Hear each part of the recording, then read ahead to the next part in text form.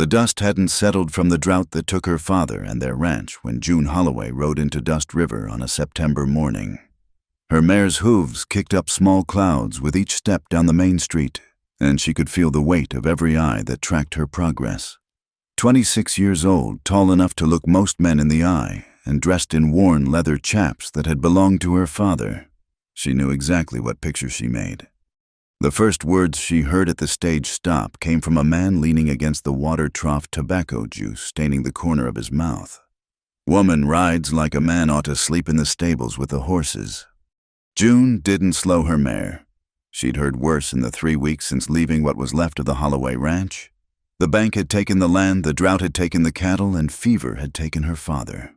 All she had left was her mother's wedding ring sewn into the lining of her vest, a bedroll, and hands that knew horses better than most men ever would. The town looked like dozens of others scattered across the territories. Wooden buildings weathered gray by sun and wind, a main street wide enough for wagon teams to turn around, and the inevitable collection of saloons, mercantile, and boarding houses. But June wasn't here for the town. She needed work, and she'd heard there were ranches in the valley that might be hiring before the winter drive. She tied her mare outside Garrison's mercantile and stepped inside, her spurs ringing against the wooden floor. The proprietor, a thin man with nervous hands, looked up from his ledger. "Help you, miss?" "Looking for work," June said simply.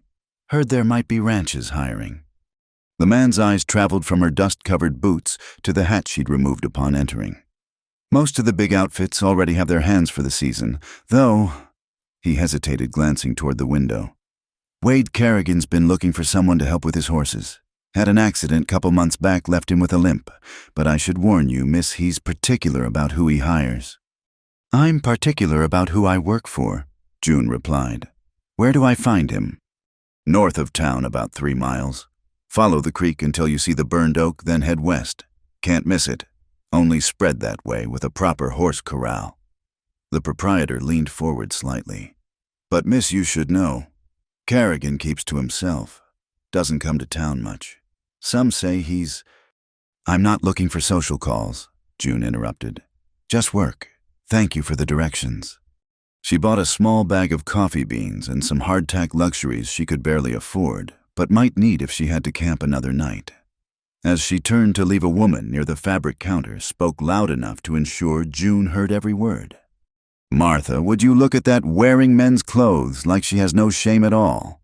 No wonder decent women can't walk the streets anymore without being mistaken for, well." June paused at the door, her hand on the frame. She could turn around, could say something, could point out that her clothes were practical for the work she did and the life she led. Instead, she settled her hat firmly on her head and stepped back into the sunlight.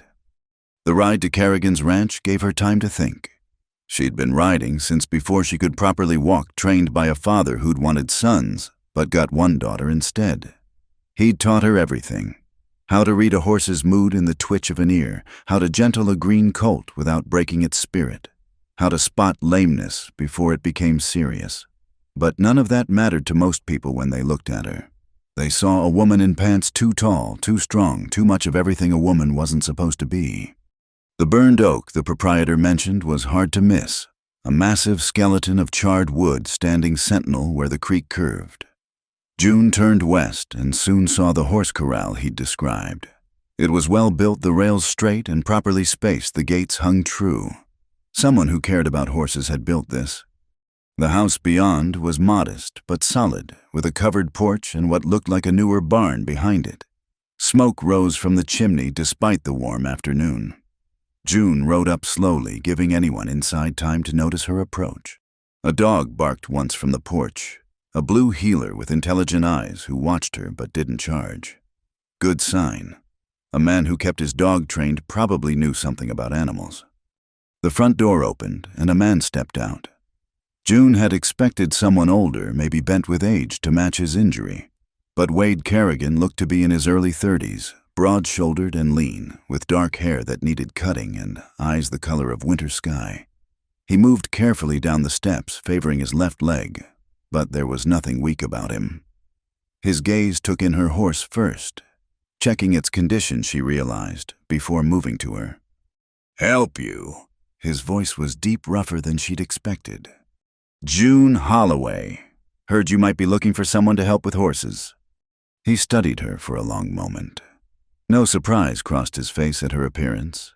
No smirk or dismissive look.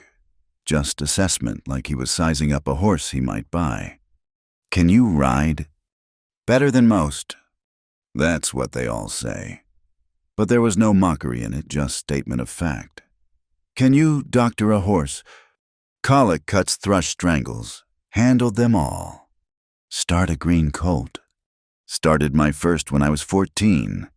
He nodded slowly. "Pays 15 a month plus board. Works dawn to dusk, sometimes later. Sundays off unless there's trouble. I don't hold with drinking on the job, and I don't tolerate anyone who's rough with the stock." "Wasn't looking for charity or special treatment," June said. "Just work." Something that might have been approval flickered in his eyes. "Stable's over there. Pick any empty stall for your mare. Bunkhouse is beside it. Nothing fancy, but the roof doesn't leak. You can start tomorrow if the terms suit you." "They suit me fine." As she led her mare toward the stable, she heard his voice behind her. "Miss Holloway." She turned. "I don't need someone who thinks they can ride. I need someone who knows horses. Everything else." He gestured vaguely at her attire. "Doesn't matter to me or the horses." June nodded once and continued to the stable. Inside, she found it as well kept as the corral-clean stall's fresh straw water buckets filled. Several horses looked out at her with interest, including a bay stallion who pinned his ears and showed teeth.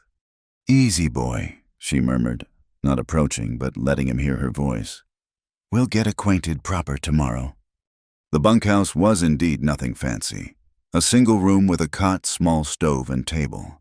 But it was clean, dry, and private. More than she'd had in weeks. June unsaddled her mare, rubbed her down properly, and made sure she had grain and water before carrying her few possessions to her new quarters.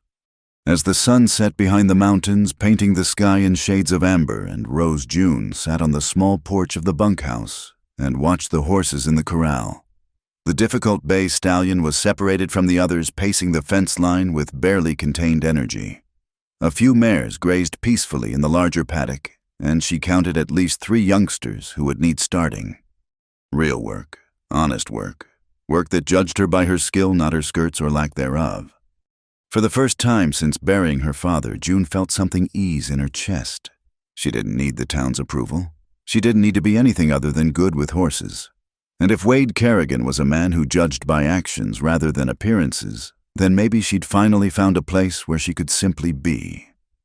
The rooster's crow came before dawn, but June was already awake, pulling on her boots by lamplight.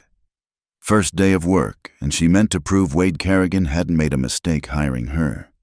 She splashed cold water on her face from the basin, braided her hair tight, and stepped out into the pre-dawn darkness. The main house showed a light in what must be the kitchen. She could see Kerrigan's silhouette moving past the window. He was up early too. Good. She respected a man who didn't ask his hands to keep hours he wouldn't keep himself. The horses stirred as she approached the barn, nickering softly in greeting. She lit the lanterns and began the morning feed, noting each horse's temperament as they ate. The bay stallion, she'd need to ask his name, still showed teeth when she came near his stall, but his ears flickered with interest rather than pure aggression. "That's Tempest." Kerrigan's voice came from the barn entrance. She hadn't heard him approach despite his limp. "And he's earned the name." "How long has he been here?" June kept her voice steady, not wanting to spook the stallion further. "Bought him off a man heading back east. Said he couldn't be ridden." Kerrigan moved closer, and June noticed how the stallion's posture changed, still wary but watchful rather than hostile. "That was 4 months ago." "And still can't be ridden, at least not by me, not since—" He gestured at his leg with matter-of-fact acceptance. "Needs someone who can stay on when he decides to test them." June studied the stallion. Good confirmation, intelligent eyes, no obvious injuries. "What happened to him?" "Don't know. Man who sold him just said he turned to mean one day." Kerrigan pulled a list from his pocket. "Here's the routine. Mares get fed first, then the youngsters. Tempest last. He's less likely to kick the stall door down if he's watched everyone else eat first." Water buckets need checking twice a day in this heat. The 3 colts in the far paddock need groundwork daily. And Tempest. Leave him be for now. Get to know the others first. He paused. Can you handle that? Yes, sir. Something flickered across his face. Just Wade is fine. I'll be in the house doing accounts if you need anything. Noon meal's at 12. You're welcome to join, or there's fixings in the bunkhouse. He left without waiting for a response, that careful gait managing to maintain dignity despite the obvious pain. June watched him go, then turned back to the horses. She had work to do. The morning passed in a rhythm of familiar tasks. The mares were easy, well-handled, and gentle. They accepted her without fuss. The colts were another matter. 3 yearlings full of energy and mischief they clearly hadn't had consistent handling. She spent an hour just getting them used to her presence in their paddock, letting them approach on their terms. By the time the sun reached its peak, she was dusty, sweaty, and more content than she'd been in months. She washed up at the pump and debated Kerrigan's offer of noon meal. Eating alone was safer, no awkward questions, no judgmental looks. But she'd never been one to hide, and she was curious about her employer. The house's back door stood open, and she knocked on the frame. Wade, come in. The kitchen was simple but clean, with a table set for 2. Kerrigan stood at the stove, competently managing a skillet with what looked like beef and onions. The domestic scene was so unexpected that June paused in the doorway. Surprised? He didn't turn around. Man living alone learns to cook or starves. Have a seat. She sat, noticing the room's sparse decoration. No pictures, no woman's touch, just functional furniture and clean surfaces. A rifle hung on pegs by the door, and everything else spoke of solitary efficiency. He served the meal beef hash biscuits and strong coffee, then sat across from her. They ate in silence for a few minutes before he spoke. Watched you with the colts this morning. June tensed slightly. Something wrong? No, you know what you're doing. He reached for his coffee. Where'd you learn? My father raised horses back in Colorado until the drought hit. That why you're here? Lost everything. Bank took what the drought didn't. She kept her voice level, stating facts. Heard there was work out here. Not much work for women with horses. Noticed that.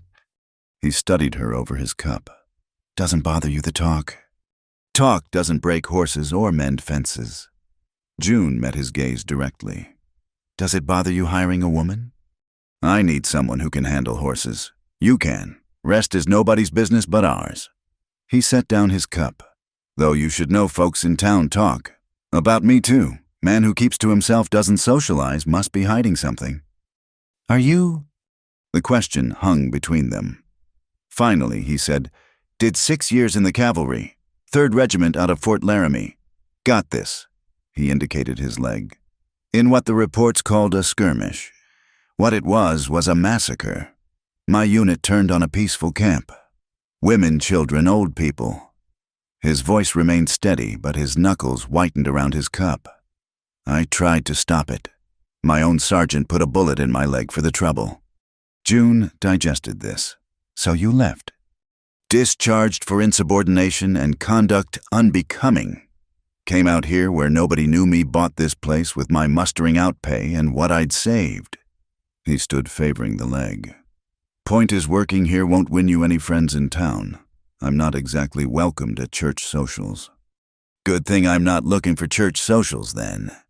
That almost smile flickered again. The colts need names. You'll be working with them, you might as well choose. All right. June stood as well. Thank you for lunch. Every day at noon if you want it. No obligation. She headed back to work, mind turning over what she'd learned. Wade Kerrigan, former cavalry, living alone with his horses and his principles. It explained the military precision of his movements, despite the injury, the way he assessed everything with a strategist's eye. It also explained the isolation. The afternoon brought its own challenges.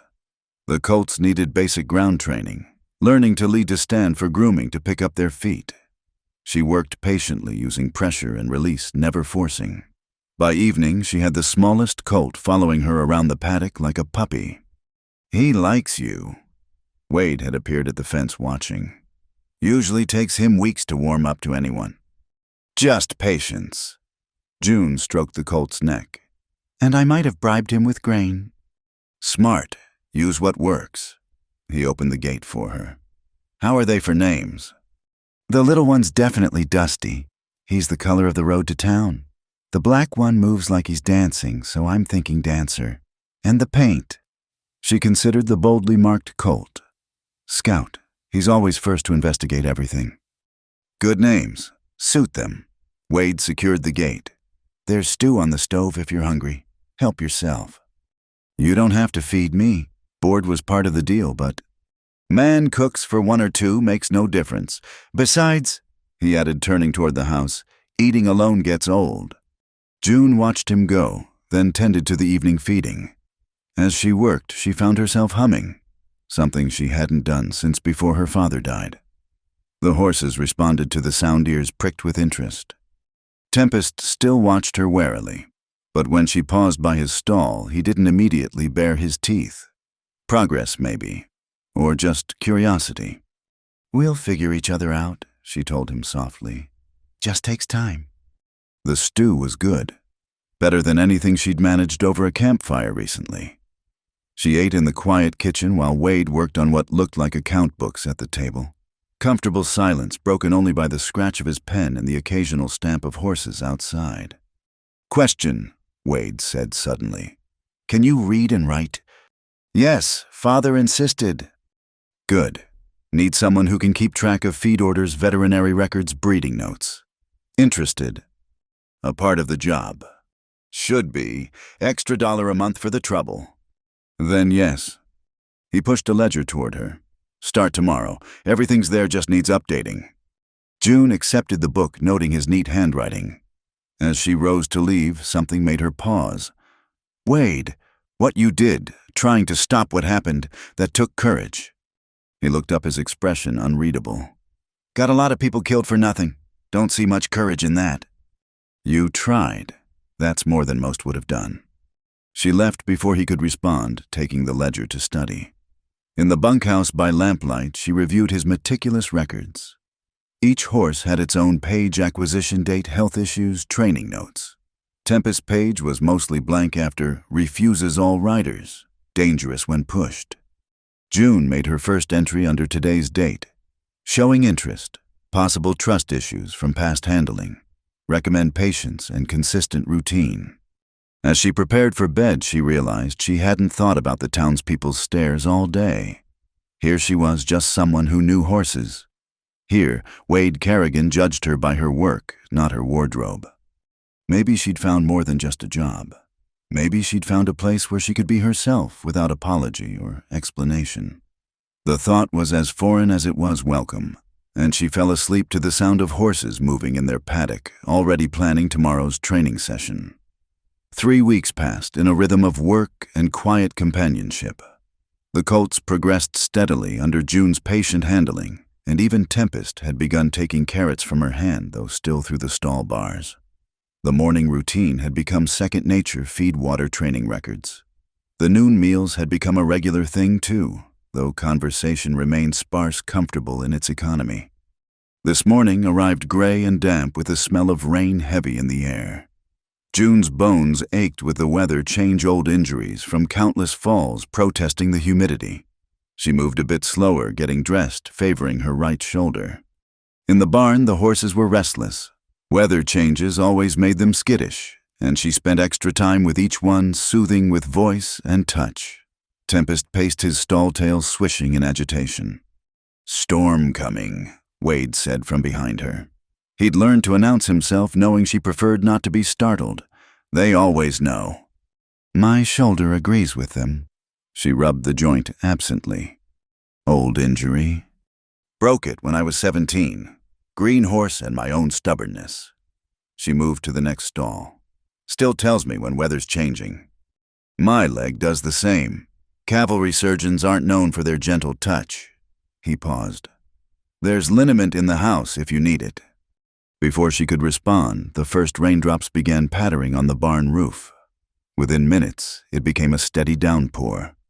They stood watching it from the barn doorway, the morning's work clearly postponed. Might as well come in for coffee, Wade said. Nothing getting done in this.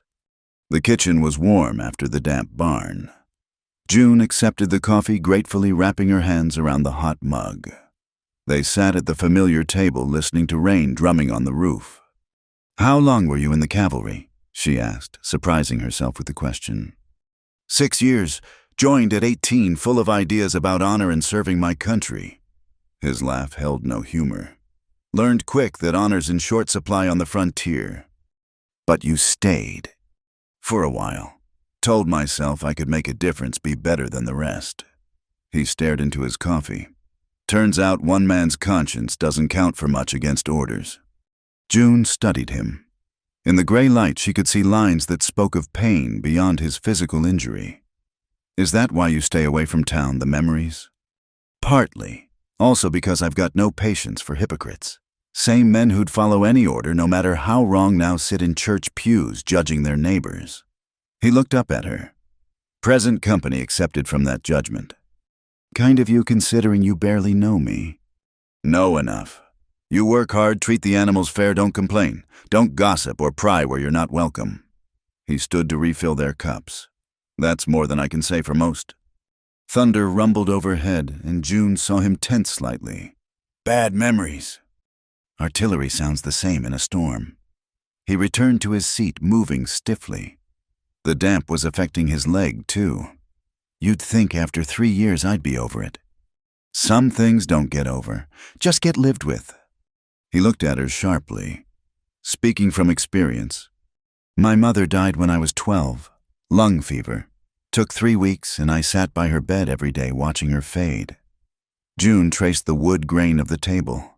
Still can't stand the smell of camphor. Still wake up sometimes thinking I hear her coughing. I'm sorry.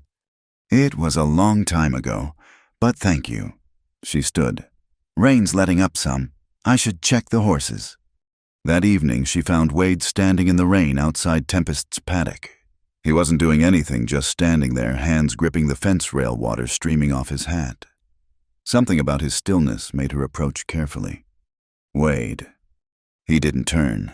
Sometimes it helps. The rain washes things clean, or at least feels like it might. She moved to stand beside him, not touching but close enough that he'd know she was there. Tempest watched them from under the barn's overhang ears, pricked with interest. Bad day. Bad memories. The weather brings them sometimes. His knuckles were white on the rail. There was a little girl in that camp. Couldn't have been more than 5. Had a doll made of corn husks. She was holding it when... He stopped. June waited, rain soaking through her coat. Sometimes the best thing was just to be present. I still see her sometimes. In dreams. Still hear the screaming. His voice was barely audible over the rain. They gave me a commendation, you know, before the discharge, for brave action under fire. I threw it in the fire first chance I got. You tried to save them. Tried isn't enough when children die. He finally looked at her, and she saw pain so deep it took her breath. How do you live with that kind of failure? I don't know, June said honestly. But seems to me you're doing something here, taking care of creatures that depend on you, being kind when you could be bitter. That has to count for something. Does it? The horses think so. They don't trust Easy, but they trust you. She hesitated, then added, I think so too, for what it's worth. He turned back to the rain. After a long moment, he said, It's worth more than you know.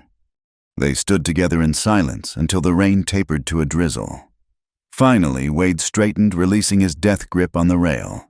You'll catch your death out here. So will you. Fair point. He managed something that was almost a smile. There's soup on. Enough for 2. Over the simple meal, the conversation turned to safer topics. The horses' progress plans for winter feed repairs needed on the barn roof. But something had shifted between them. Some wall, carefully maintained, had cracked. When June rose to leave, Wade spoke again. June, thank you for... He gestured vaguely.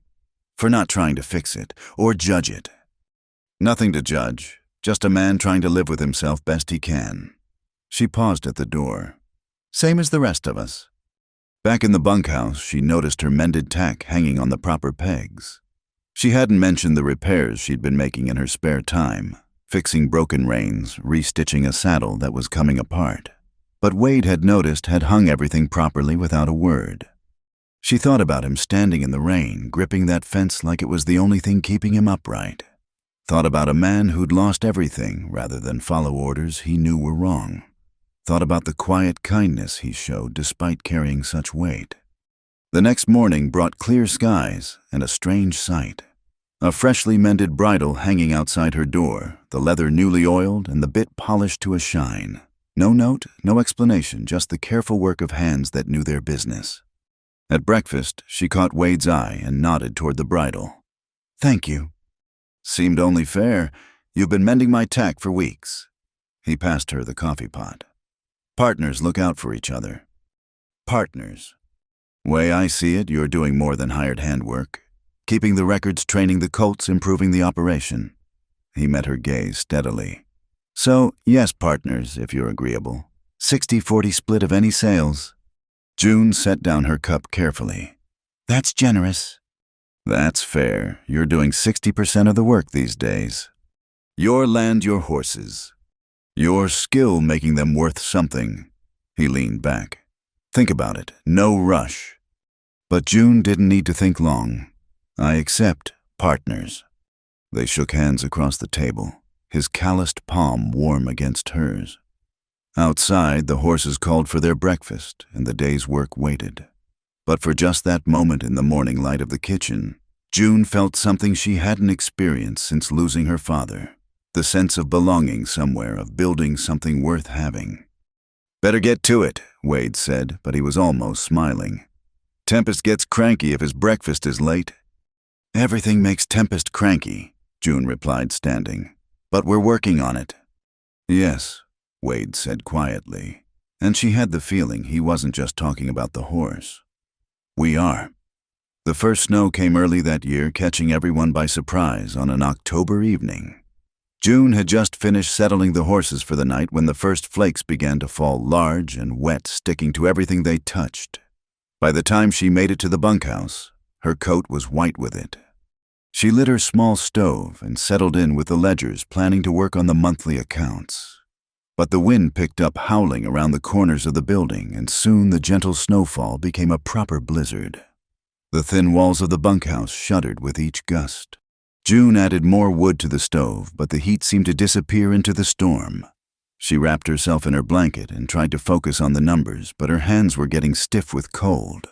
A particularly vicious gust actually lifted one corner of the roof, sending snow swirling inside. A knock at the door made her jump. Wade stood there, snow already thick on his shoulders, carrying a lantern. "This building won't hold in a storm like this." He had to raise his voice over the wind. "Come on." "I'm fine." "No, you're not. That roof's about to go." He was already picking up her few possessions. "Don't be stubborn about it." The walk to the main house was short, but brutal. The wind tried to tear them sideways, and June could barely see Wade's back through the driving snow. When they stumbled through his door, both were breathing hard. "I'll bank the fire in the main room," Wade said, shaking snow from his coat. "You take the kitchen. It's warmest." June stood dripping on his clean floor, suddenly awkward.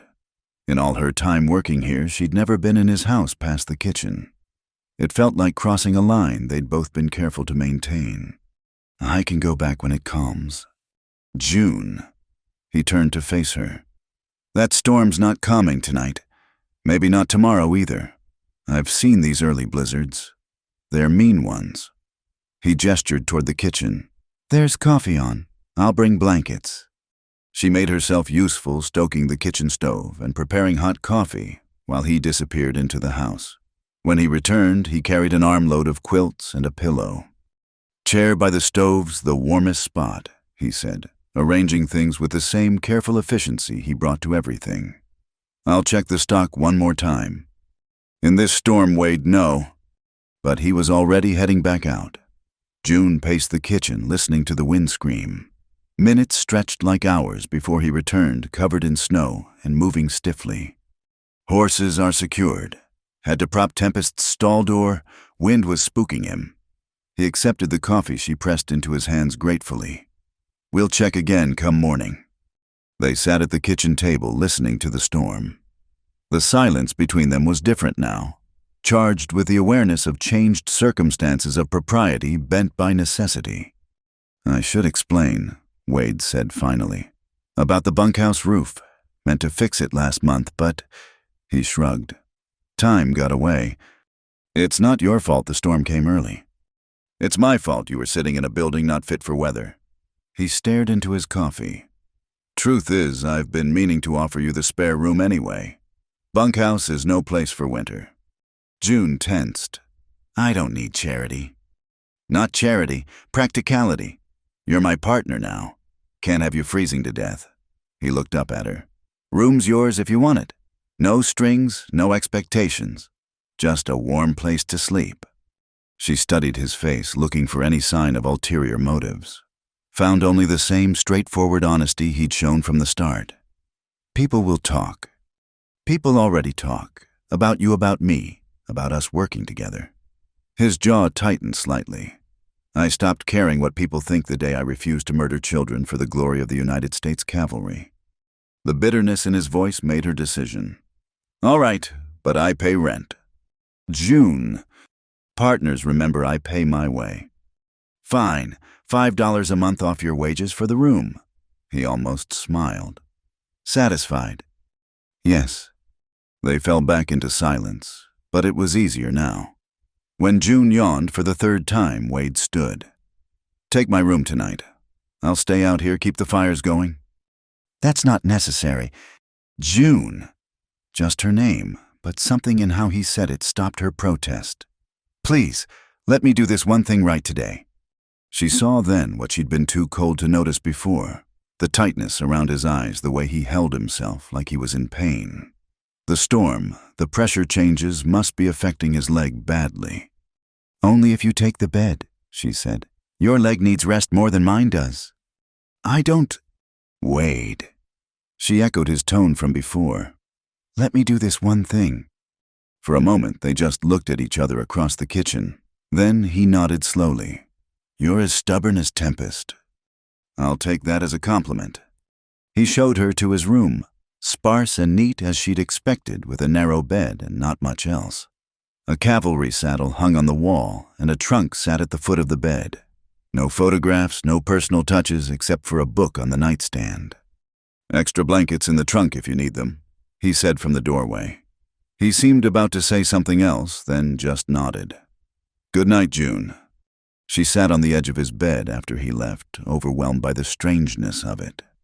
The sheets smelled faintly of soap and leather, of horse and hay, familiar scents that shouldn't have been comforting, but were. She could hear him moving in the kitchen, the scrape of a chair, the clink of coffee pot against cup. Sleep didn't come easily.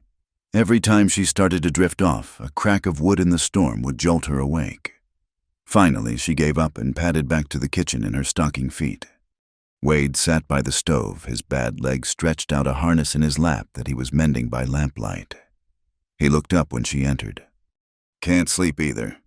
"Storm's too loud." She took the chair across from him. "Leg bothering you?" "Some." He continued working the leather. "Always worse when the pressure drops." "My father used to make a liniment, camphor cayenne, few other things. Helped with his joints." She hesitated.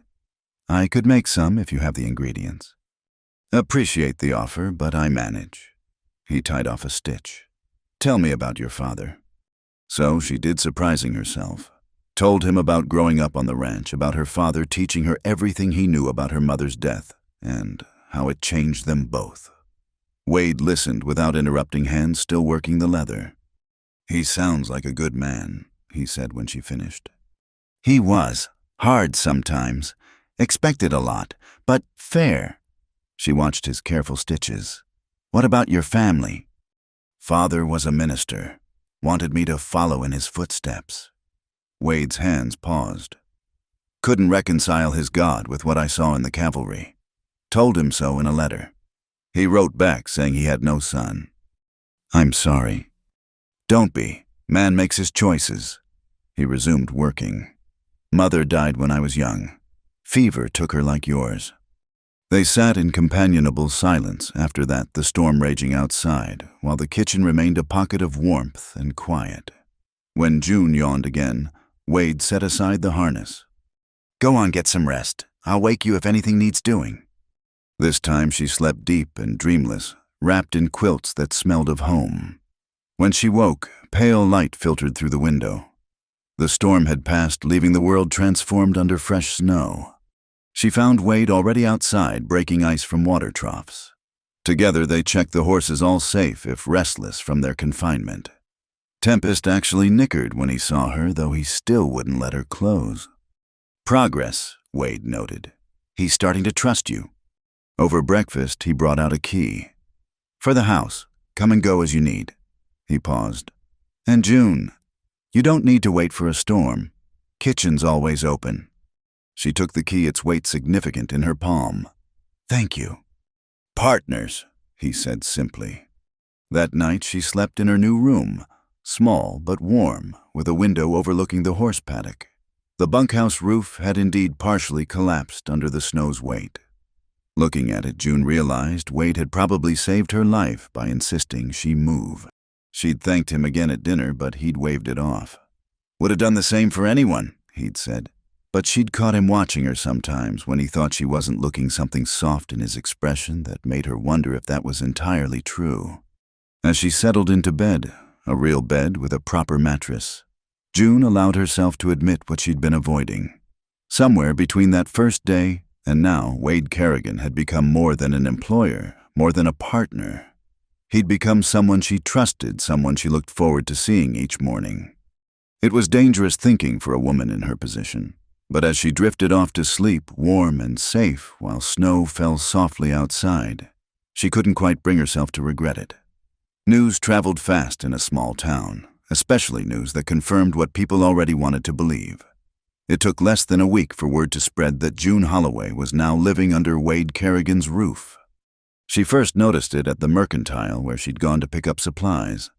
Conversations stopped when she entered, replaced by a thick silence that followed her through the store. Mrs. Garrett, the banker's wife, actually pulled her skirts aside when June passed, as if proximity might contaminate her. "That'll be $3, the proprietor said, not meeting her eyes as he tallied her purchases. June paid without comment, but as she loaded the supplies, she heard Mrs. Garrett's voice carry from inside. "Living in sin, bold as brass. What else would you expect from a woman who dresses like a man?" Her hands tightened on the reins during the ride back, knuckles white with suppressed anger. Not at the words. She'd heard worse, but at the unfairness of it. She was paying rent, sleeping in a separate room, conducting herself with perfect propriety. But none of that mattered to people who'd already made up their minds. Wade was working with a scout in the corral when she returned. He took one look at her face and set down the lead rope. "What happened?" "Nothing new." She began unloading supplies, movements sharp. "Just reminded that wearing pants isn't my only sin now." Understanding dawned in his eyes. "They know you're staying at the house." "They know their version of it." She hefted a sack of flour. "Apparently, I'm now officially a fallen woman." Wade took the sack from her, his jaw tight. "I'll go to town. Set them straight." "No." The word came out harder than she intended. "That'll just make it worse. Besides, what would you say that we're living together, but it's all proper and innocent? They'll believe what they want regardless." He set the flour down slowly. "This is my fault. I should have thought—" "Should have thought what? That I'd freeze to death with dignity rather than accept a warm room." June faced him squarely. "I'm not ashamed of anything we've done or haven't done. Let them talk." But the talk didn't stay just talk. Over the next few days, June noticed other changes. At the feed store, they claimed to be out of the grain she needed, though she could see sacks of it behind the counter. The farrier, who'd always been friendly, was suddenly too busy to schedule Tempest's overdue hoof trim. "I'll go," Wade said when she told him. "They won't refuse me." "They might. You're the one corrupting innocent women now, remember?" He laughed, but it was bitter. "Innocent. They don't know you very well." "What's that supposed to mean?" "Just that you're the strongest person I know. Innocent makes you sound weak, and you're anything but." He rubbed his leg absently. The cold was affecting it again. But this isn't right. You don't deserve their judgment. Neither do you. They were in the kitchen sharing their usual evening coffee. Wade stared into his cup as if it held answers. Maybe you should find other employment. The Watson Ranch is hiring, I heard. They're good people wouldn't care about. Wade Kerrigan, if you're trying to get rid of me, just say so. His head snapped up. That's not I'm trying to protect your reputation.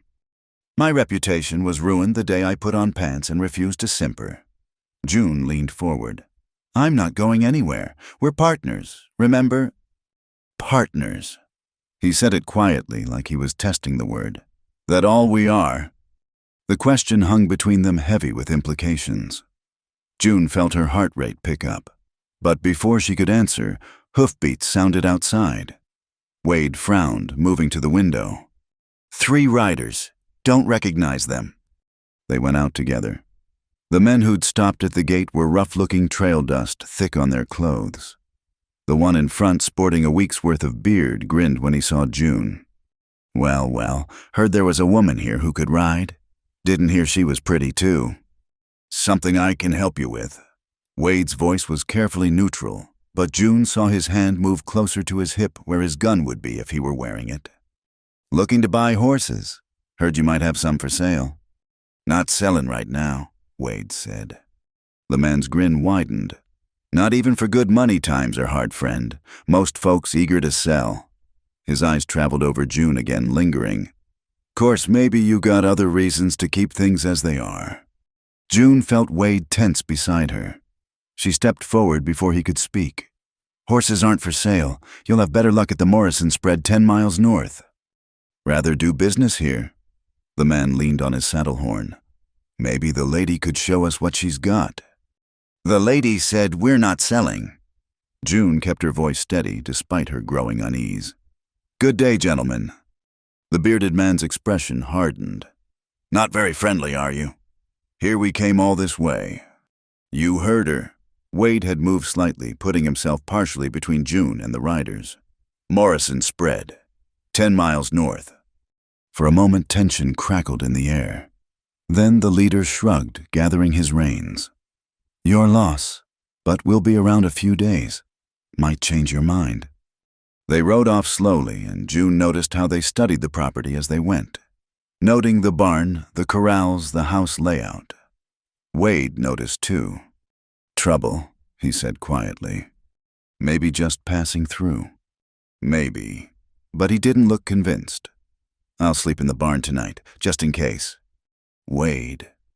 Not discussing it. He turned to her. And you'll bar your door. That night, June lay awake, listening. Every sound seemed magnified. The creak of the house settling, the horses moving in their stalls, the wind in the eaves. She must have dozed eventually because she woke to Wade's hand on her shoulder, his finger pressed to his lips for silence. Someone in the barn, he whispered. She was up instantly, pulling on boots and grabbing the shotgun from behind her door. Together they crept through the dark house. Through the window they could see lantern light moving in the barn. Stay here, Wade breathed. Not a chance. He looked like he wanted to argue, but didn't. They slipped outside, Wade moving remarkably quietly despite his leg. As they neared the barn, they could hear voices. Take the stallion, worth the most. Boss said all of them. Woman too, if we can manage it. June's blood turned cold. Wade's hand found hers in the darkness, squeezing once before letting go. He held up 3 fingers. 3 men just like earlier. Then he pointed to himself and the front entrance to her and the side door. She nodded. They separated, June circling wide. Through the side door she could see the men had Tempest's stall open. The stallion was pressed against the back wall, ears flat, ready to explode. Wade's voice rang out from the main entrance. Step away from that horse. The men spun. The bearded leader laughed. Well, now, didn't expect you up and about. That leg must slow you down some. Not enough to matter. Get out of my barn. Our barn now, I think. The man's hand moved toward his gun. 3 of us, 1 of you, and a cripple at that. 2 of us, June said, stepping into view with the shotgun leveled. And this cripple can shoot just fine. The men froze. The leader's eyes darted between them, calculating. Now, miss, no need for violence. We're just conducting business. Horse theft isn't business. It's hanging offense. June kept the shotgun steady. Weighed their guns. Wade moved forward, relieving each man of his weapon. Tempest, sensing opportunity, suddenly lunged forward, teeth bared. The man nearest his stall scrambled backward with a yelp. Smart horse, Wade commented. Knows trash when he smells it.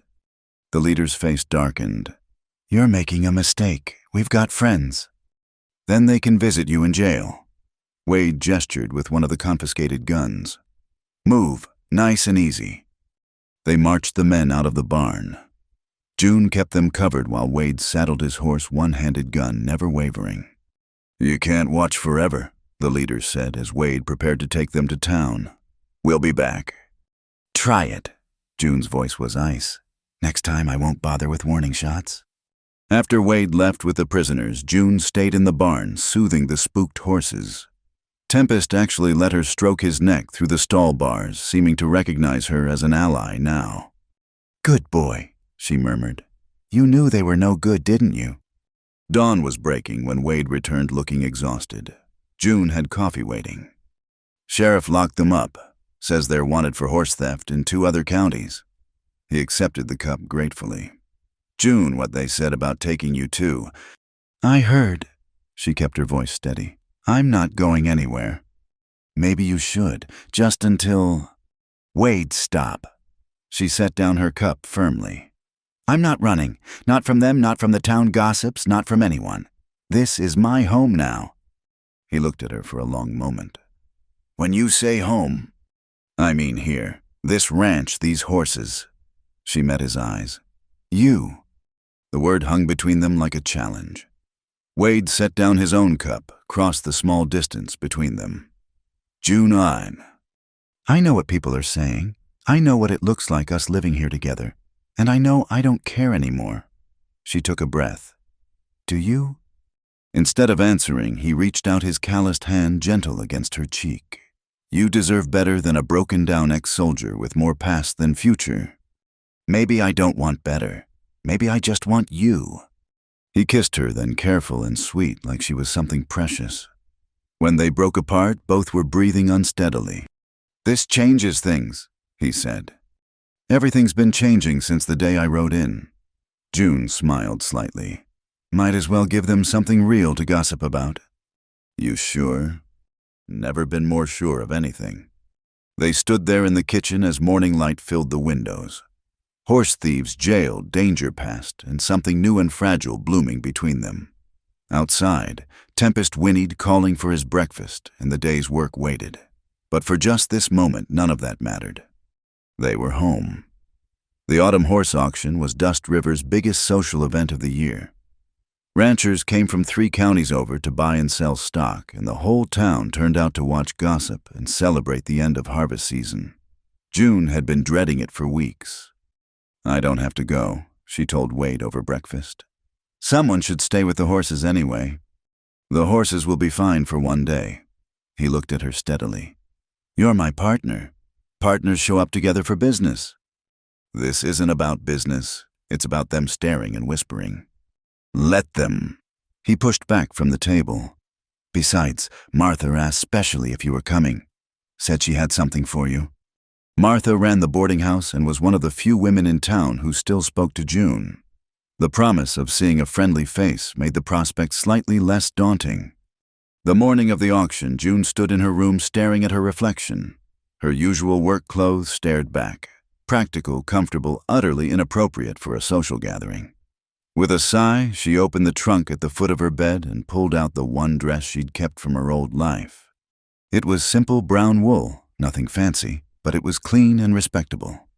Her mother had made it back when June still thought she might have a conventional life. She struggled with the buttons out of practice with such things. June, you ready? Wade's voice came through the door. Almost. She smoothed the skirt, feeling oddly vulnerable. When she emerged, Wade was waiting in the hallway, dressed in his best shirt and clean vest. He stopped mid-turn, his eyes widening slightly. You don't have to say anything, June muttered, feeling heat rise in her cheeks. I know I look ridiculous. You look... He paused, seeming to search for words. You look beautiful. Different but beautiful.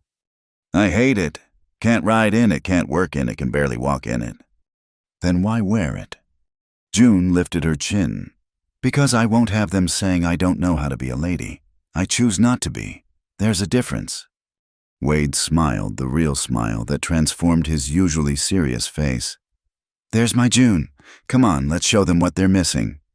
The ride to town was quiet. June sat beside Wade on the wagon seat, constantly adjusting her skirts and trying not to think about how many people would be watching them arrive. Wade seemed to sense her nervousness, occasionally bumping her shoulder with his in silent support. The town square was already crowded when they arrived. Temporary corrals had been set up to hold the horses for sale, and vendors sold food and drinks from wooden stalls. The atmosphere was festive children running between adults' legs, while a fiddle player provided entertainment. June felt the change in atmosphere the moment she stepped down from the wagon. Conversation stuttered to a halt. Heads turned. A whisper ran through the crowd like wind through wheat. Chin up, Wade murmured, offering his arm. After a moment's hesitation, she took it. Martha found them almost immediately bustling over with a warm smile. June, don't you look lovely? I knew that color would suit you. She pressed a paper-wrapped package into June's hands. Just a little something. Thought you might need it. Before June could respond, Martha was pulling her away from Wade. Come, let me introduce you to my niece. She's visiting from Denver and doesn't know a soul. The niece turned out to be a cheerful young woman named Clara, who was fascinated by June's work with horses. For a blessed half hour, June found herself in normal conversation, almost forgetting the weight of watching eyes. She was laughing at one of Clara's stories when a familiar voice cut through the noise. Wade Kerrigan as I live and breathe. June turned to see a woman approaching. Blonde, beautiful, expensively dressed. Everything June wasn't. The woman glided up to Wade, who had been examining horses in the nearest corral, and placed a proprietary hand on his arm. Mary, Wade said, his voice carefully neutral. Didn't expect to see you here. Father's looking to buy new breeding stock. I convinced him I simply had to come along. Mary's tinkling laugh carried across the square. It's been too long, Wade. You can't still be angry about, well, water under the bridge, surely? June watched Wade gently but firmly remove Mary's hand from his arm. Nothing to be angry about. You made your choice. A girl's allowed to change her mind, isn't she? Mary's eyes flickered to June, dismissing her in a glance. I heard you were hiring help. Daddy says you're doing well with the ranch. My partner and I are doing fine, yes. Wade's emphasis on partner was subtle but clear. Mary, this is June Holloway. June Mary Simmons. Mary's perfect smile faltered slightly. Partner, how progressive.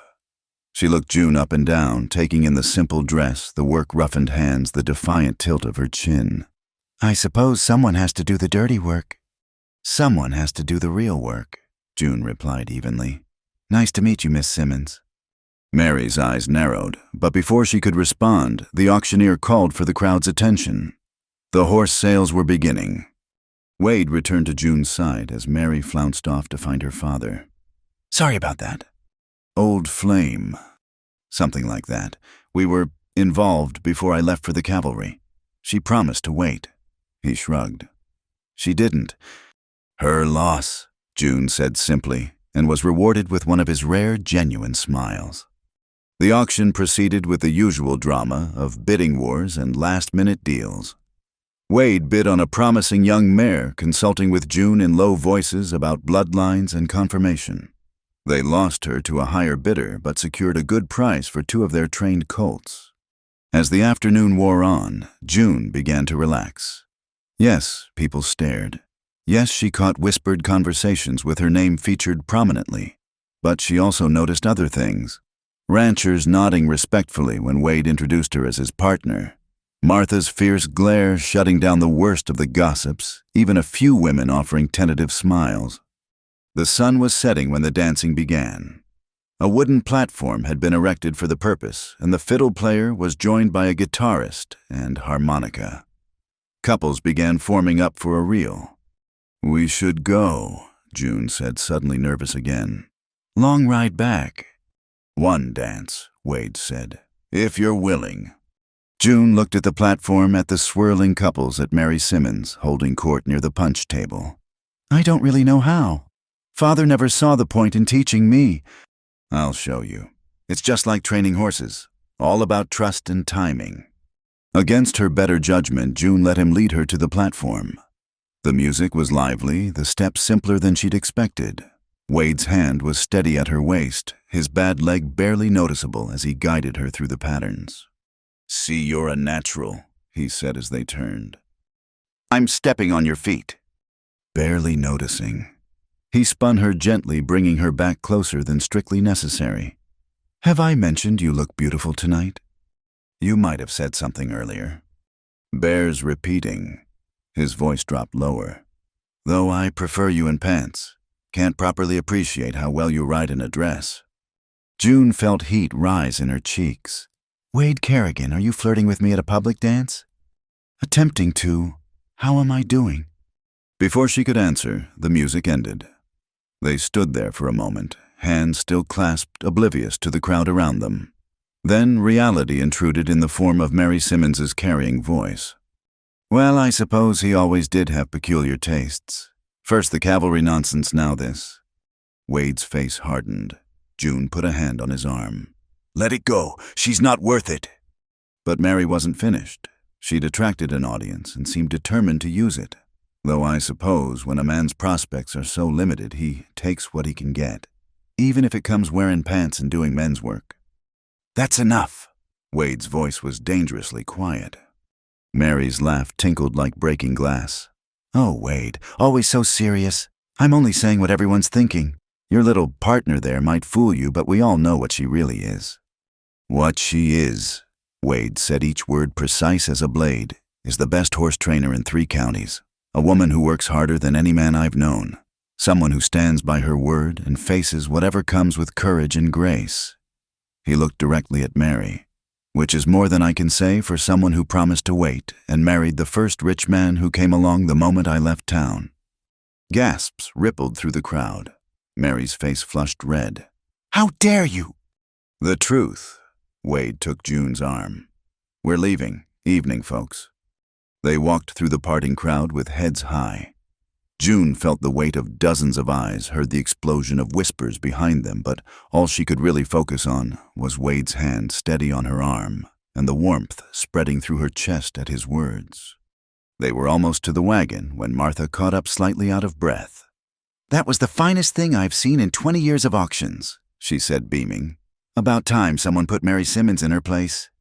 "We'll be the talk of the county now," June said. Martha winked. "Honey, you already were. Might as well give them something worth talking about." She pressed another package into June's hands. "Don't open this until you get home. And Wade, you hold on to this one. She's worth a dozen Mary Simmons." The ride home was quiet, but it was a comfortable silence. June clutched Martha's packages, wondering what the older woman had given her. The moon was rising by the time they reached the ranch. "Thank you," June said, as Wade helped her down from the wagon. "For what you said." "Meant every word." He caught her hand before she could turn away. "June, I know this isn't easy. The talk, the judgment. If you wanted to leave." "The only place I'm going is inside to get out of this blessed dress." She squeezed his hand. "I'm exactly where I want to be." Inside, June opened Martha's packages. The first contained a beautiful shawl, soft blue wool with delicate embroidery. The second made her laugh out loud.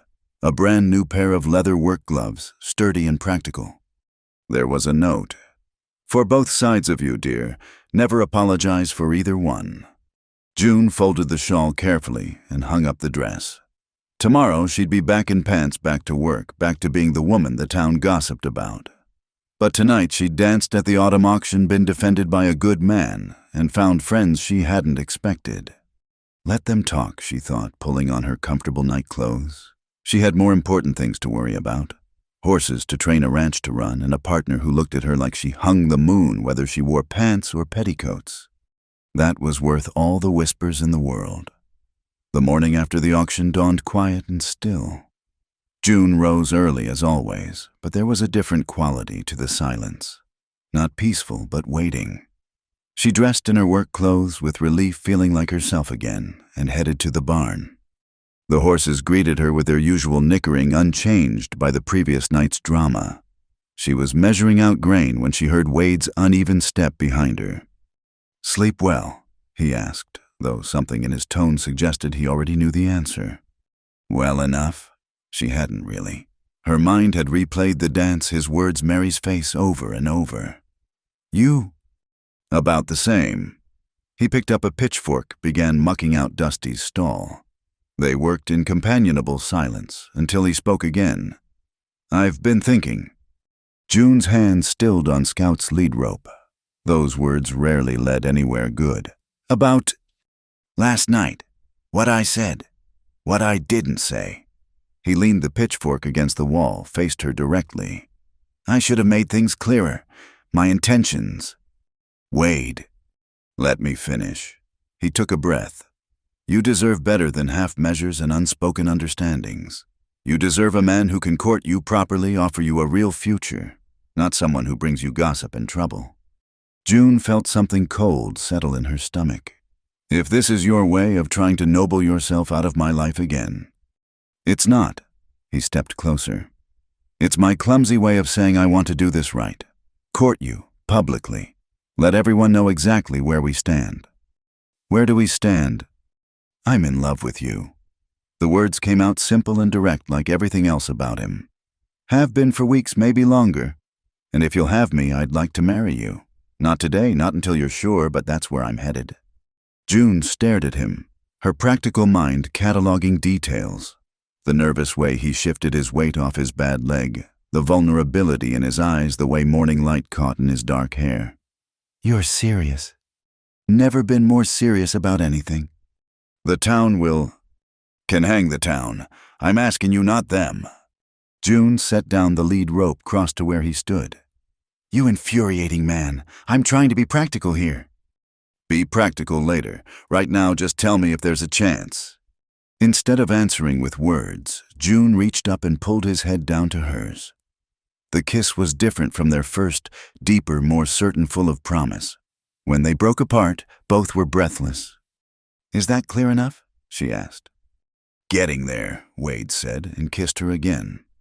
They might have stayed there indefinitely, but Tempest chose that moment to kick his stall door, demanding breakfast. They separated, laughing, and returned to chores with new lightness. "I'll need to go to town," Wade said as they worked. "Supplies. Want to come?" Together after last night. Especially after last night.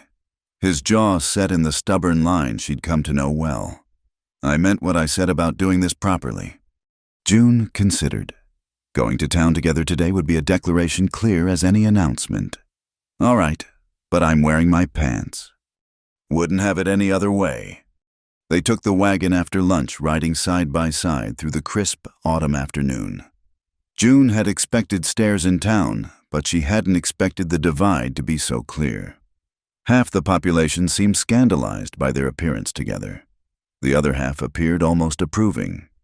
At the Mercantile, Mr. Garrison actually smiled as he tallied their purchases.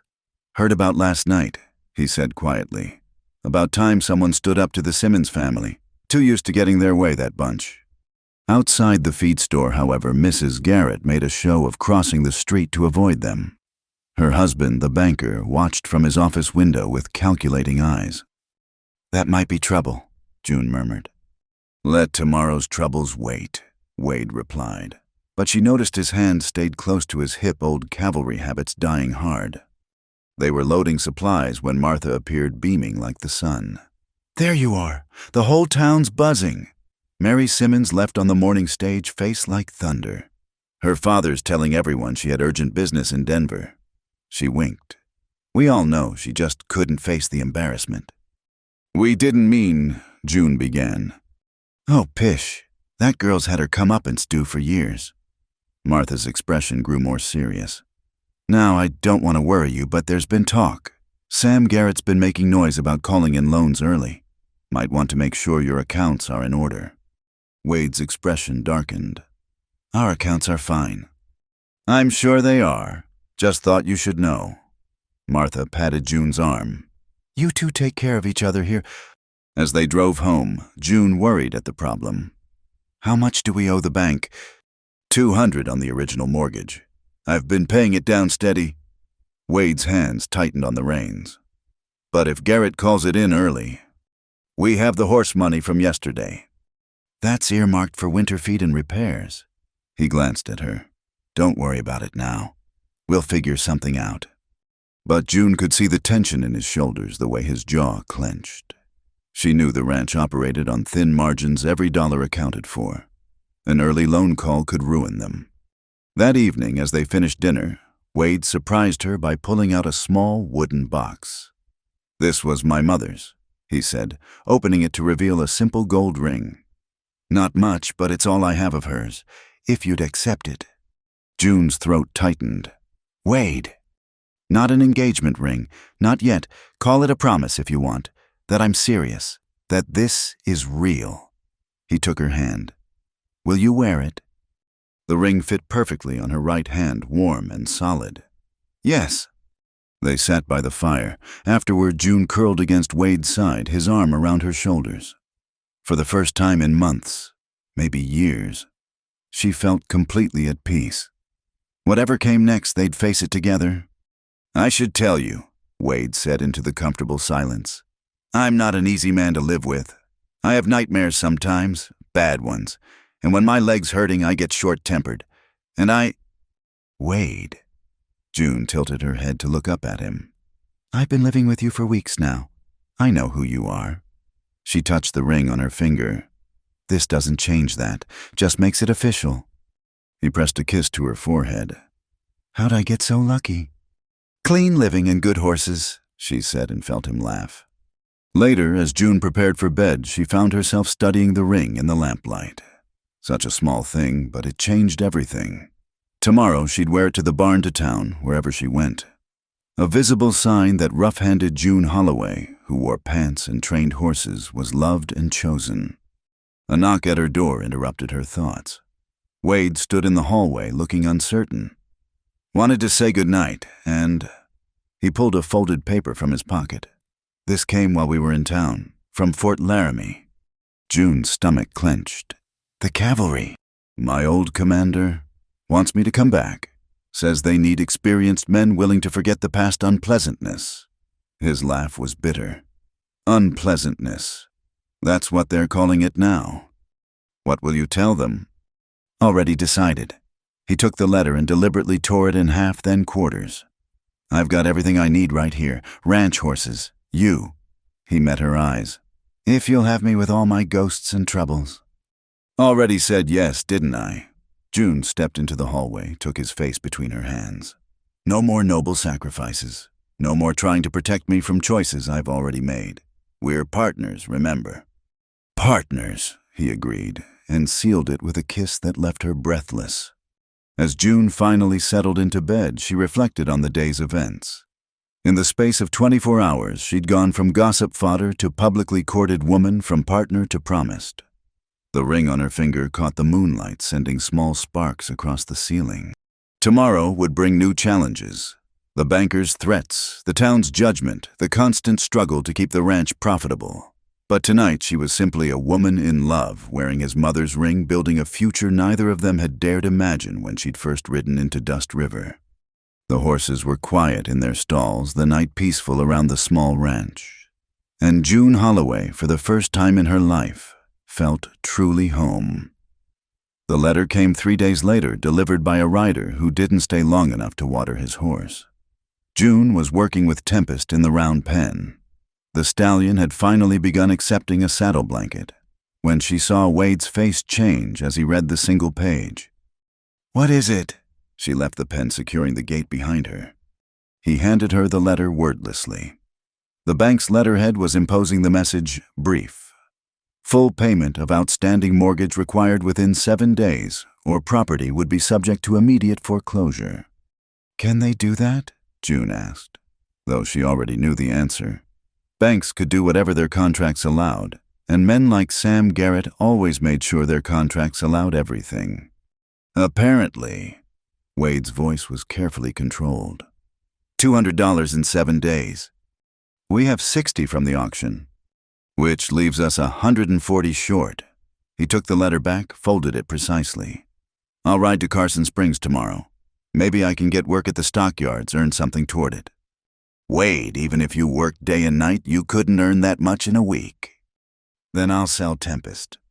No, the word came out sharp. That horse is finally starting to trust. You sell him now, he'll never let another human near him again. Better than losing everything. June grabbed his arm as he turned away. We're partners. Remember, we figure this out together.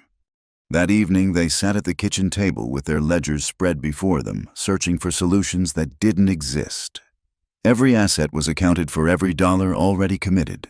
The mathematics were merciless. I could wire my cousin in St. Louis, June suggested without much hope. But I haven't spoken to him in years, and he's got his own family to think of. No. Wade rubbed his eyes. This is Garrett's way of punishing us for last night. I won't have you begging from relatives because of my pride. Our pride, June corrected. I was there too, remember? A knock at the door interrupted them. Wade answered it cautiously. Visitors after dark rarely brought good news. But it was young Tom Morrison from the neighboring ranch, hat in hand and looking nervous. Evening, Mr. Kerrigan. Miss June. He shifted from foot to foot. My PA sent me. Said to tell you there's talk of a race. Big one. Some fancy horseman from Sacramento brought his thoroughbred challenging all comers. $1,000 purse. Wade and June exchanged glances. When? Day after tomorrow. But there's more. Tom leaned in conspiratorially. Pa says the fix is in. Garrett's backing the stranger, planning to clean up on side bets. But Pa also says... He glanced at June. Says Miss June's been working miracles with that stallion of yours. After Tom left, they stood in the kitchen, possibility hanging between them like morning mist. Tempest isn't ready, June said finally. He's barely accepting a blanket, let alone a rider. But could he be in 2 days? June thought about the stallion's raw power, his intelligence, the gradual trust building between them. I don't know. Maybe, if he'd let me ride him. But Wade, if something goes wrong. If we don't try, we lose the ranch anyway. Wade took her hands. I'm not asking you to risk your neck. If you say he's not ready, we find another way. That night, June barely slept. Before dawn, she was in the barn standing outside Tempest's stall. The stallion watched her with dark, intelligent eyes. Well, boy, she said softly. What do you say, ready to save our home? She spent the morning working with him, moving slower than she wanted, but faster than she should. By noon, he was wearing a saddle without fuss. By afternoon, she was leaning across his back, letting him adjust to her weight. Wade watched from the fence tension in every line of his body. You don't have to do this. Yes, I do. June stroked Tempest's neck. He wants to trust. I can feel it. He just needs to know I won't betray him. Like someone did before. Exactly. As the sun began to sink, June made her decision. Moving slowly, telegraphing every movement, she swung into the saddle. Tempest stood frozen, muscles bunched, ready to explode. June sat perfectly still, barely breathing. Easy, boy. It's just me. Same person who feeds you every morning, who brushes your coat, who never lies to you. One ear flicked back toward her voice, then the other. Slowly, incrementally, the tension eased from his frame. That's it, June breathed. We're partners now, you and me. She asked for a walk first, just a few steps. He gave them grudgingly, but he gave them. By full dark, they were trotting circles in the paddock, Tempest still wary, but no longer fighting. He's fast, June reported, sliding from the saddle on legs that shook with exhaustion and adrenaline. Faster than anything I've ever ridden. If he'll run for me in front of a crowd, that's a big if. Then we'd better practice. They had one day. June barely left the saddle, working Tempest in the early morning cool through the heat of midday into the evening shadows. Wade brought her food and water, held the stallion while she stretched cramped muscles, never once suggesting she stop. By the morning of the race, Tempest would accept her weight, respond to her cues, even gallop short distances. But he was still unpredictable, still likely to react badly to unexpected noise or movement. "It's not enough time," Wade said, as they loaded the stallion for the transport to town. "June, if you want to back out." "Ask me that one more time and I'll enter myself just to spite you." But she squeezed his hand to take the sting from her words. "He'll run. He wants to run. I just have to convince him to do it when it matters." The race grounds were packed. Word had spread about the stranger's challenge, and it seemed everyone in 3 counties had come to watch. June tried not to think about how many of these people had gossiped about her, judged her, whispered behind their hands about her choices. The Sacramento man's horse was beautiful, a bay thoroughbred with perfect conformation and an arrogant eye. His rider matched him, all polish and confidence in expensive racing silks. "Local entries," the man's tone suggested he found the very idea amusing. "How quaint." June stepped forward, leading Tempest. She'd worn her best shirt and Wade's spare hat, but she knew she looked exactly what she was, a working rider on a half-wild horse. "June Holloway, this is Tempest." The stranger's eyes swept over her dismissively. "Ladies' race is next month, sweetheart." "Good thing I'm not a lady, then." June swung into the saddle, felt Tempest tense beneath her. "Just a rider with a fast horse?" The crowd pressed closer as the horses lined up. June could feel Tempest trembling, overwhelmed by the noise and strange horses. She leaned forward, one hand stroking his neck. "Remember what we practiced," she murmured. "You and me, that's all. Everyone else is just noise." The starter raised his pistol. In that moment, June saw Sam Garrett near the finish line, already counting his winnings. Saw Mary Simmons' father placing a substantial bet with a bookmaker. Saw Wade standing alone, hands clenched, believing in her, even when she wasn't sure she believed in herself. The gun fired. Tempest lurched sideways, spooked by the sound. The thoroughbred shot ahead his rider, looking back with a smirk. June fought to control her mount, to channel his fear into forward motion. "Come on, boy," she urged. "Show them what you're made of." Something in her voice must have reached him. Tempest's ears pinned back, and suddenly they were flying. The stallion's raw power unleashed, eating up ground with every stride. The crowd noise faded to a blur as they gained on the thoroughbred past him, left him struggling in their dust. June had never felt speed like this, never known a horse could move with such fierce joy. Tempest wasn't just running. He was celebrating his own strength, reveling in the partnership they'd forged through trust and patience.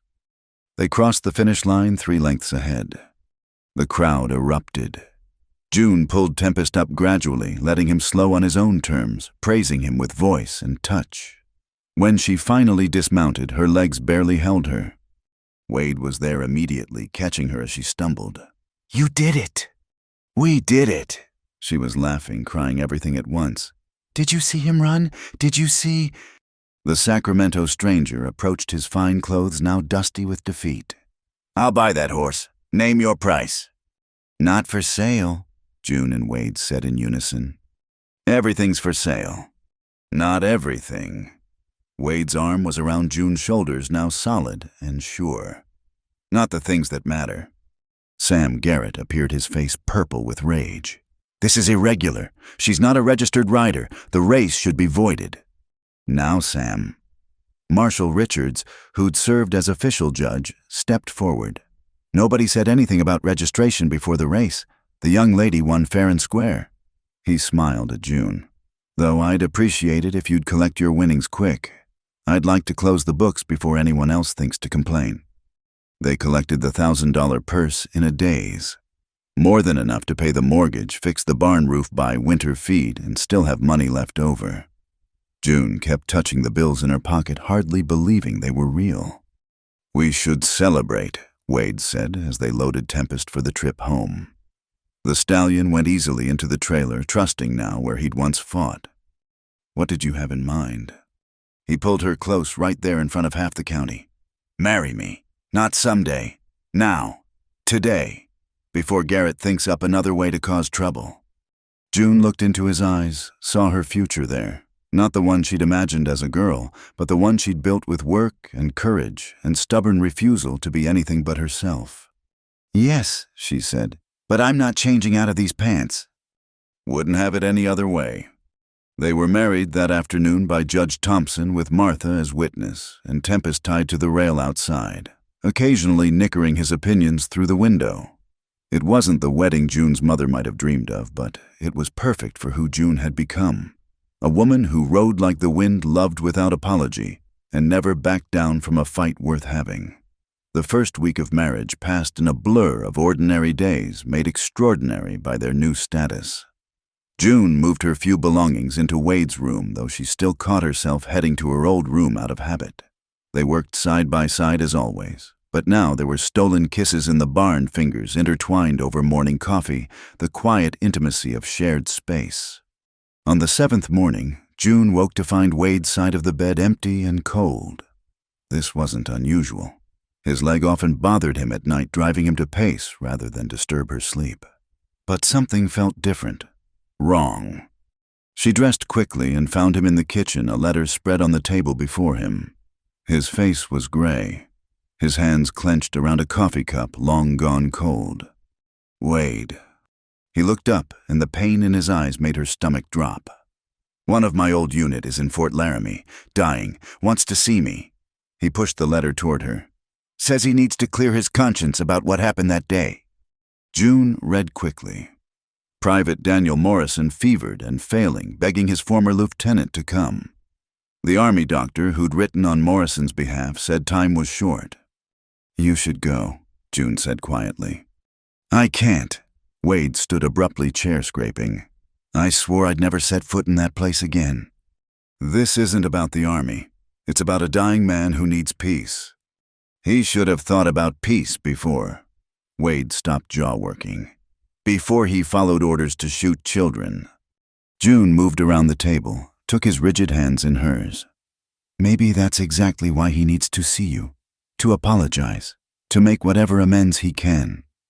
"It won't bring them back." "No, but maybe it'll help you both carry the weight a little easier." Wade pulled away, paced to the window. "I can't leave you here alone, not after everything with Garrett, and—" "I'm not some delicate flower, Wade Kerrigan. I managed before you, and I can manage a few days without you." She softened her tone. "This is eating you alive. Go, hear what he has to say." It took another hour of discussion, but eventually Wade agreed. They spent the day preparing. June would handle the ranch alone. Tom Morrison would check in daily. Marshal Richards would be notified of Wade's absence in case Garrett tried anything. 3 days there, 1 or 2 at the Fort 3 back, Wade calculated as he packed. A week at most. "I'll be fine." June helped him fold shirts, trying to project confidence she didn't entirely feel. "The horses and I will muddle through." That night, their last before he left, Wade held her close. "I love you," he said into the darkness. "Should have said it more this week." "You've shown it every day for months." June traced patterns on his chest. "That matters more than words." "Still, I love you, June Kerrigan. Come back to a mad woman who wears pants and trains horses no one else can touch. And I love you, Wade Kerrigan, stubborn ex-soldier who rescued me from a freezing bunkhouse and gave me a home." He left before dawn, June standing on the porch until she could no longer hear his horse's hoofbeats. Then she squared her shoulders and got to work. The ranch wouldn't run itself, and she had promises to keep. The first 2 days passed peacefully. June threw herself into routine working until exhaustion guaranteed sleep. Tom Morrison stopped by as promised, bringing news from town and helping with the heavier chores. Even Tempest seemed calmer, as if sensing her need for cooperation. On the 3rd day, everything changed.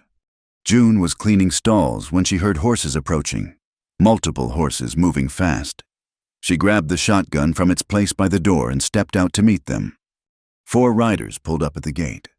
She recognized none of them, but their type was familiar enough: drifters, hard-faced men who made their living at the edges of the law.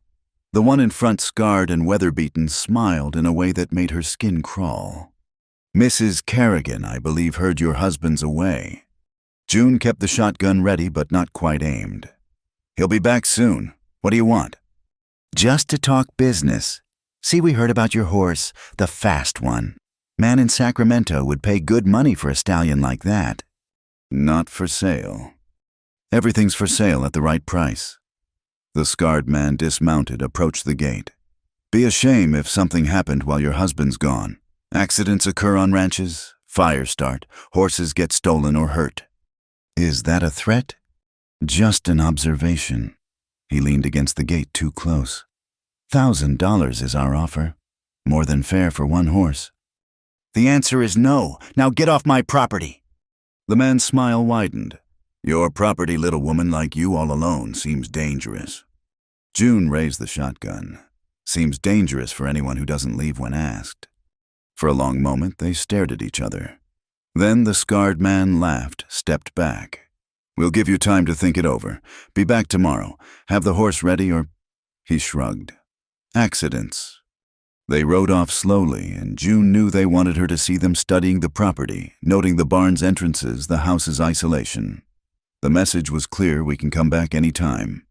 She barred the doors that night, moved Tempest into the stall closest to the house, kept the shotgun within reach. Sleep was impossible. Every sound might be them returning, every shadow a threat.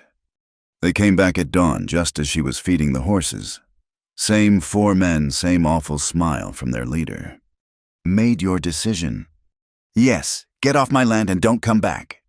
The scarred man sighed theatrically. Stubborn, your husband must be proud. He signaled to his men. Boys, help the lady understand reason. 2 of them dismounted, moving toward the gate. June raised the shotgun. Stop right there. You won't shoot. Nice ladies don't. The blast of the shotgun cut him off, pellets kicking up dust at his feet. The horses in the corral spooked and the men froze. The next one won't be a warning, June said, already reloading. I may wear pants, but I'm no lady. Ask anyone in town. The scarred man's face darkened. You just made a serious mistake. My property, my horses, my rules. June kept her voice steady despite her racing heart. Leave now, or the marshal will be collecting your bodies. 4 against 1. You can't watch every direction. She doesn't need to. The voice came from behind the barn. Tom Morrison stepped into view, rifle ready. Behind him came his father and 2 of their ranch hands, all armed. Heard there might be trouble, the elder Morrison said conversationally. Thought we'd stop by. Neighborly thing to do. The scarred man looked at the assembled force, calculated odds. This isn't over. Yes, it is. Marshal Richards rode through the gate badge, glinting. You boys are wanted in Carson Springs for horse theft. Come quietly or come horizontal, your choice. The arrest was almost anticlimactic after the morning's tension. As the marshal led the cursed and protesting men away, June finally lowered the shotgun, her hands beginning to shake. Thank you, she said to the Morrisons. All of you. How did you know? Tom saw them in town yesterday asking questions about the ranch, when he heard Mr. Kerrigan was away. The elder Morrison shrugged. Neighbors look out for each other. Most neighbors don't risk getting shot. Most neighbors don't win horse races that save their ranch either. He smiled. You're good people, you and your husband. Town's starting to figure that out. After they left, June sat on the porch steps, adrenaline slowly fading. She'd defended their home protected. Tempest proved she could handle whatever came, but all she wanted was Wade beside her, solid and sure. 3 more days. She could last 3 more days. When Wade finally returned, travel-worn and hollow-eyed, June met him at the gate. He took one look at her face and dismounted immediately. What happened? She told him everything, watching emotions chase across his face. Fear, anger, pride, guilt. When she finished, he pulled her close, burying his face in her hair. I shouldn't have left. If something had happened... But it didn't. I handled it. We handled it, the neighbors and I. She pulled back to meet his eyes. This is my home too, Wade. I'll defend it just as fierce as you would. I know. He cupped her face gently. I can't lose you, June. Not now that I've found you. You won't. I'm too stubborn to lose. She managed a smile. Besides, someone has to keep Tempest in line. He kissed her, then desperate and relieved. And June knew they were both thinking of close calls and near misses of all the ways the world could tear apart what they'd built. When they separated, she asked quietly, "Did you see him, Morrison?" Wade's expression tightened. Yes, he apologized. Said he's carried the guilt every day since. Asked my forgiveness. Did you give it? I don't know. Maybe. He was so young, June. We all were. Following orders we didn't understand, trusting men who didn't deserve it. He looked toward the mountains. He died peaceful at least. The chaplain said he smiled at the end. They stood together in the fading light, processing all that had happened in their week apart. Finally, Wade stirred. You put them in their place, then the horse thieves. Put buckshot in the dirt by their feet. Would have put it higher if needed. That's my wife. Pride colored his voice. Defender of horses and property terror of would-be thieves. Don't forget winner of races and wearer of pants. Never. He kissed her again, softer this time. Come on, let's go home. As they walked toward the house, June's hand in his, she reflected on the word. Home. Not just a place anymore, but a partnership forged in trust and tested by fire. They'd both fought to reach this moment, against their pasts, against society's expectations, against those who would tear them down. The ranch stood solid around them, the horses safe in their stalls, the future stretching ahead full of possibility. Whatever came next, they'd meet it together. A former soldier seeking redemption, and a woman who refused to be anything but herself, building something worth defending in the vast spaces of the frontier. Home, indeed. The first snows of winter came early that year, blanketing the ranch in pristine white. June stood at the kitchen window watching Wade work with the colts in the corral. His limp was barely noticeable now, months of regular work having strengthened the damaged leg. He moved with quiet confidence, and the horses responded to his calm authority. They'd been married 3 months. 3 months of building something together, of proving the doubters wrong, of creating a life neither had dared imagine when she'd first ridden into Dust River. You're going to wear a hole in that floor with all your pacing, Wade said, entering the kitchen and stomping snow from his boots. June turned from the window, hands pressed to her lower back. Just restless. Being cooped up doesn't suit me. Snow will pass in a day or two. Then you can get back to terrorizing Tempest. He poured coffee, studied her over the rim of his cup. You feeling all right? You've been quiet lately. I'm fine. But even as she said it, June knew she'd have to tell him soon. She'd been sure for 2 weeks now, had even ridden to the next town over to see a doctor who didn't know her reputation. The news he'd confirmed had left her equal parts thrilled and terrified. That evening, as they sat by the fire mending tack, June gathered her courage. Wade, I need to tell you something. He set down the bridle he was working on, giving her his full attention. The firelight cast shadows across his face, highlighting the lines that spoke of hard-won wisdom. We're going to have a baby. The words hung in the air between them. Wade's expression cycled through surprise, wonder, and something that might have been fear before settling on joy. You're sure? Saw Dr. Harrison over in Cedar Falls. He says probably May. June twisted her hands together. I know it changes things. I won't be able to work with the horses as much, and people will talk even more, and... Wade crossed to her in 2 strides, pulling her up into his arms. June Kerrigan, you just gave me the best news of my life, and you're worried about work schedules. Aren't you worried, I mean... Terrified, he admitted, holding her close. But happy terrified. We'll figure it out. We always do. June leaned into his warmth. I can still ride for a few more months. Doctor said if I'm careful. We'll be careful. We'll be so careful you'll get sick of careful. He pulled back to look at her. A baby. Our baby. Poor thing doesn't know what it's in for, June said. A mother who wears pants and a father who talks to horses. Sounds like a lucky child to me. News traveled fast in a small town. Within a week, everyone knew June Kerrigan was expecting. The reactions were as varied as she'd expected. Martha was ecstatic immediately, beginning to knit tiny garments. The Morrison family offered congratulations and practical help. But there were others who saw it as just another scandal. A woman who'd barely been married 3 months, who still wore men's clothes, who continued to work despite her condition. "Let them talk," Wade said when June reported the latest gossip. "They'll find something else to fuss about soon enough." But June noticed he'd taken to accompanying her to town, more often a protective presence that dared anyone to speak against his wife. As winter deepened, they settled into new routines. June still worked with the horses but avoided the more dangerous tasks. Wade took on the heavier labor without complaint, though she caught him watching her with worried eyes when he thought she wasn't looking. One evening in February, a knock came at the door. Wade answered it warily. Evening visitors rarely brought good news, but instead of trouble, he found Mary Simmons standing on the porch wrapped in an expensive cloak against the cold. "Mary," his voice was carefully neutral. "June's inside if you—" "I came to see you both." Mary's usual haughty demeanor was absent. "May I come in?" They sat awkwardly around the kitchen table. Mary looked around the simple room, taking in the evidence of shared life.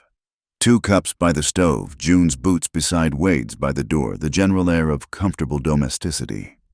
"I owe you both an apology," Mary said finally. "My behavior at the auction was inexcusable." June and Wade exchanged glances. "Why now?" June asked. Mary's hands twisted in her lap. "Because I'm leaving, getting married to a banker in San Francisco, and I realized I couldn't go without making amends."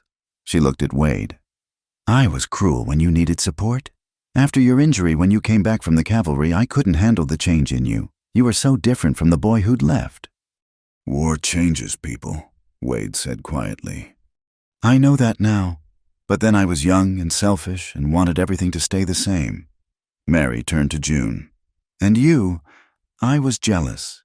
You had the courage to be yourself, to take what you wanted despite what anyone thought. I've spent my whole life doing what was expected, and I resented your freedom." June studied the woman across from her. "We all make our choices." "Yes, and I'm trying to make better ones." Mary stood. "I don't expect forgiveness. I just wanted you to know that I was wrong. You two, you fit. Anyone can see it now. I hope you'll be happy." After she left, June and Wade sat in stunned silence. Finally, June said, "That was unexpected. People change, sometimes for the better." Wade reached for her hand. "Maybe the town's changing too." As if to prove his point, the next week brought a stream of visitors. Ranch wives June had never spoken to before stopped by with preserves and advice. The minister's wife brought a beautiful quilt. Even Mrs. Garrett, the banker's wife who'd been so cutting, appeared with an awkward offering of baby clothes. "Don't look so surprised," the older woman said stiffly. "I had 6 children. I know what's needed." She paused at the door. "My husband was wrong to call in your loan early. I told him so, for what it's worth." Spring came, slowly melting snow, revealing green grass beneath. June's condition became more obvious, but she still insisted on checking the horses each morning, though Wade wouldn't let her lift anything heavier than a curry comb. "I'm pregnant, not dying," she protested one April morning as he insisted on carrying the water buckets. "Humor me," he said. "I'm new at this husband thing, still figuring out the rules." "The rules are, we're partners, equal partners." But she smiled as she said it, touched by his concern. Tempest had become gentler as June's pregnancy progressed, as if he sensed her condition. He would lower his head for her to stroke, standing still as stone while she leaned against his solid warmth. "He knows," Wade observed. "Horses always know." "Think he'll be jealous when the baby comes?" "Nah, he'll probably try to raise it as his own foal." May arrived with wildflowers and warming days. June was checking the newest colts when the first pain struck. She gripped the fence rail, breathing through it, then made her way carefully to the house. "Wade!" she called, voice steady despite her racing heart. "I think it's time." What followed was the longest night of both their lives. The doctor from town arrived quickly, Martha right behind him. Wade paced the kitchen like a caged wolf, while June labored in their bedroom, her occasional cries tearing at him. "First babies take time," Martha assured him. "She's strong. She'll do fine." She shouldn't have been working so much. I should have... Wade Kerrigan, you stop that right now. Martha's voice was firm. That woman has done exactly what she wanted every day of her life. You think a little thing like pregnancy was going to change that? Dawn was breaking when the baby's cry finally rang out. Wade was allowed in to find June exhausted but triumphant, holding a wrapped bundle. "Come meet your son," she said. Wade approached slowly as if afraid he might break the spell. The baby was perfect. Tiny fists, waving face scrunched in newborn protest at the bright world. "Our son," he breathed. "What should we name him?" "I was thinking James, after my father." June traced the baby's cheek with one finger. "James Wade Kerrigan." "Perfect." Wade sat carefully on the bed's edge, embracing his family. "He's perfect. You're perfect." "I'm a mess and you know it." "A perfect mess, my perfect mess." He kissed her forehead. "Thank you." "For what?" "For riding into my life, for being stubborn enough to stay, for this."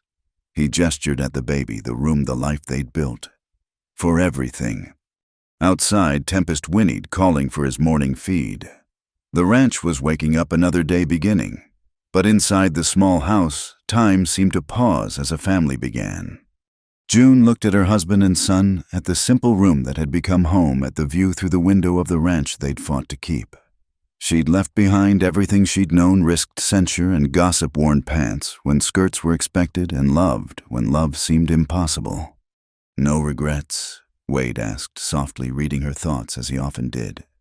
"Not one," June said, meaning it. "Not one single one." The baby fussed, and she adjusted him with the competence she brought to everything. Soon enough, she'd be back in the saddle, back to training horses and confounding expectations. But for now, she was content to be still, to be held, to be exactly where she belonged. Home, family, love, all found in the most unexpected place, with the most unexpected person, in the most unexpected way. Sometimes the best stories were the ones you never saw coming. Wade smiled at her, that rare, transforming smile that still made her heart skip. "Ready for the next adventure?" June smiled back, her son in her arms, her husband beside her. "With you always." And in the barn, Tempest settled down to wait, knowing his people would come when they were ready. After all, he'd learned patience from the best. A woman who wore pants, rode like the wind, and never gave up on anything worth having. The sun climbed higher, painting the ranch in golden light. A new day, a new life, a new chapter in a story that was really just beginning. Thank you so much for listening to this Wild West love story. I hope June and Wade's journey touched your heart as much as it touched mine while sharing it. Where are you listening from today? I'd love to hear your thoughts in the comments below. What part of their story resonated with you the most?